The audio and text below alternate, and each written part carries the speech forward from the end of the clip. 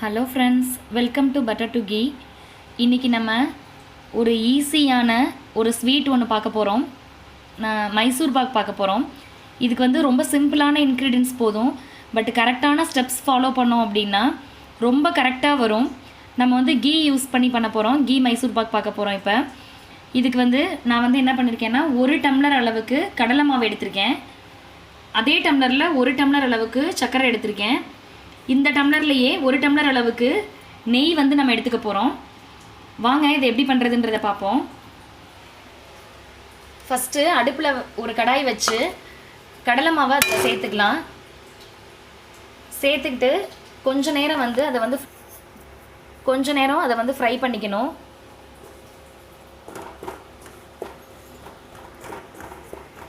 ரொம்ப ஈஸியாக செஞ்சிடலாம் அந்த ரெசிபி. பட் அதோட ஸ்டெப்ஸ் மட்டும் கரெக்டாக ஃபாலோ பண்ணோம்னா ரொம்ப சாஃப்டான டேஸ்டான மைசூர் பாக் நம்ம வீட்டிலே செய்ய முடியும்.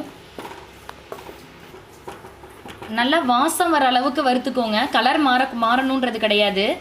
நல்லா அந்த கடலை மாவோட வாசம் நல்லா வரும். அது வரை நீங்கள் நல்லா கொஞ்சம் ஃப்ரை பண்ணி எடுத்துக்கோங்க. கொஞ்சம் கெட்டியாக போட்டது கொஞ்சம் உதிராக வர அளவுக்கு வரும். ஃபஸ்ட்டும் ஒரு தடவை வந்து நான் வந்து மாவு வந்து சலிச்சிருக்கேன். இங்கே பாருங்கள், இப்போ நல்லா வாசம் வந்துருச்சு. இப்போ இதை நம்ம தட்டுக்கு எடுத்துக்கலாம். தனியாக ஒரு பிளேட்டில் எடுத்து வச்சுக்கலாம். இப்போ நெக்ஸ்ட்டு அந்த கடலை மாவை எடுத்துகிட்டு அதே கடாய் மறுபடியும் வச்சுருக்கேன். எந்த டம்ளரில் நம்ம கடலை மாவை அளந்து வச்சோமோ அதே டம்ளரில் ஒரு 3/4 டம்ளர் அளவுக்கு தண்ணி வந்து சேர்த்துக்கலாம். இதில் நம்ம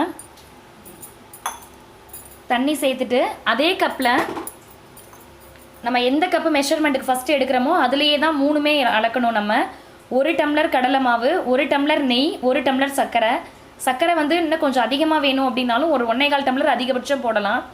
அதுக்கு மேலே அதிகமாக போடக்கூடாது. இப்போ இதில் வந்து நான் 1 டம்ளர் அளவுக்கு சர்க்கரை வந்து எடுத்து வச்சுருக்கேன். அதையும் வந்து நம்ம இதிலையே சேர்த்துக்கலாம். சேர்த்து நம்ம அடுப்பை வந்து நல்லா ஹை ஃப்ளேமில் வச்சு அதை நல்லா கைவிடாமல் ஓரளவுக்கு கிண்டி கொடுத்துக்கிட்டே இருங்க.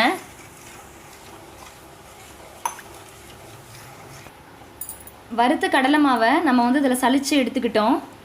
அந்த கடலை மாவு சலிச்சிருக்கு பாருங்கள், சலித்து எடுத்துக்கிட்டோம். ஒரு பக்கம் சர்க்கரை வந்து கொட்டி இங்கே வந்து கரைஞ்சிட்ருக்கு. இப்போ நம்ம சர்க்கரை வந்து பாகு பார்க்கறதுக்கு ஒரு சின்ன கிண்ணத்தில் தண்ணி கொஞ்சம் வச்சுருக்கோம். இதில் ஊற்றி தான் நம்ம வந்து பாகு பார்க்க போகிறோம்.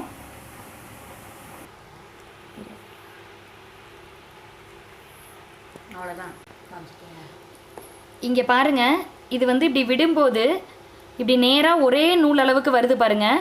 இந்த ஸ்டேஜ் கரெக்டான ஸ்டேஜ். இந்த ஸ்டேஜ் வரும்போது நல்லா வாசமும் வந்துடும். ஒரு சொட்டு இதில் விடுமா அதை வந்து இதில் கொஞ்சம் விட்டு பார்த்தோம் அப்படின்னா இங்கே பாருங்கள் எப்படி இருக்குது பாருங்கள். அது உடையாமல் வருது பாருங்கள். இதுதான் கரெக்டான பதம். இப்போ நம்ம என்ன பண்ணணும்னா கொஞ்சம் கொஞ்சமாக அந்த மாவை கொட்டி அந்த சர்க்கரை பாகுலையே கிளறணும். அந்த கரெக்டாக அந்த பதம் வந்ததும் உடனே வந்து மாவு நம்ம கொஞ்சம் கொஞ்சமாக போட்டு கிண்ட ஆரம்பிச்சிடணும். இப்போ கொஞ்சம் கொஞ்சமாக வந்து அதில் மாவு நம்ம சேர்த்துக்க போகிறோம்.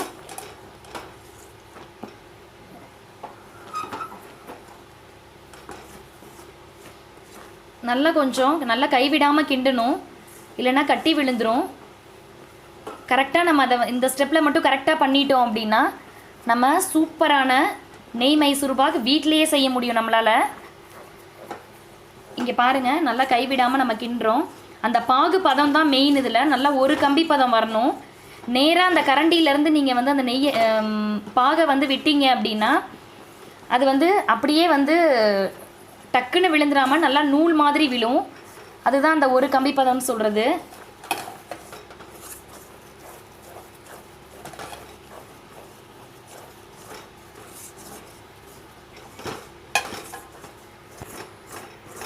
ஃபுல்லாக எல்லா மாவையும் ஒன்றா சேர்த்து நல்லா கிண்டி கொடுக்கணும்.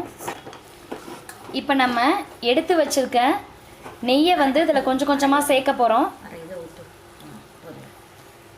இப்போ நான் பாருங்கள் பாதி அளவுக்கு சேர்த்துருக்கேன். இதில் மறுபடியும் வந்து அதில் கிண்டணும். இப்போ நம்ம உள்ளே இழுக்கிற அந்த நெய் வந்து நல்லா அது இலக்கமாகி ஓரளவுக்கு வரும் பாருங்கள். அடுத்தடுத்து நெய் சேர்த்துக்கிட்டே இருக்கணும். அதில் சேர்த்து கைவிடாமல் கிண்டணும்.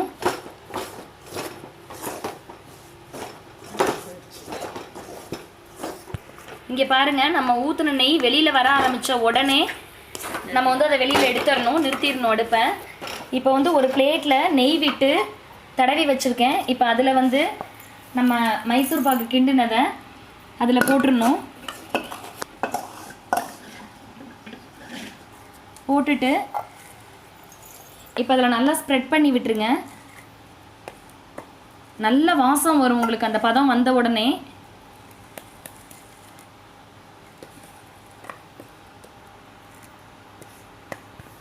இங்கே பாருங்கள், நம்ம ஒரு பிளேட்டில் ஸ்ப்ரெட் பண்ணி வேறு எதுவும் எக்ஸ்ட்ரா நம்ம எந்த பொருளுமே இல்லை, நம்ம வீட்டில் இருக்க பொருளுங்களையே வச்சு செஞ்சுருக்கோம். இதுலேயே வந்து நம்ம வந்து இப்படி பீசஸ் போட்டுக்கலாம். கொஞ்சம் நேரம் அது வந்து ஆறட்டும், டிஸ்டர்ப் பண்ண வேண்டாம். கொஞ்சம் ஆற விட்டு பீஸ் போட்டிங்கன்னா தான் ஒரு மாதிரி பிசுறு இல்லாமல் கரெக்டாக வரும். நல்லா இப்படி தட்டி விட்டுக்கோங்க ஓரளவுக்கு. நல்லா அமுங்கிக்கிச்சுன்னா தான் அது நல்லாயிருக்கும்.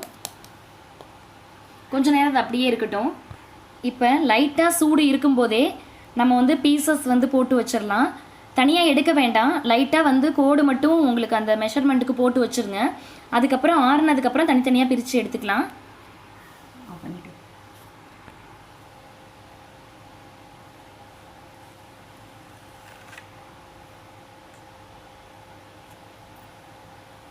இங்கே பாருங்கள், நம்ம பீசஸ்க்கு கோடு போட்டு வச்சிட்டோம். இங்கே பாருங்கள் ஃப்ரெண்ட்ஸ், நம்ம வந்து ஒரு 1/2 அன் ஹவருக்கு அப்புறம் அந்த பிளேட்லேருந்து எடுத்துருக்கோம். நம்மளோட சூப்பரான சாஃப்டான நெய் மைசூர் பாக் வீட்டிலையே செஞ்சது. நீங்கள் எல்லோரும் உங்கள் வீட்டில் இந்த தீபாவளிக்கு இதை ட்ரை பண்ணி பாருங்கள். தேங்க்யூ ஃபார் வாட்சிங். மறக்காமல் நம்ம சேனலை சப்ஸ்கிரைப் பண்ணுங்கள்.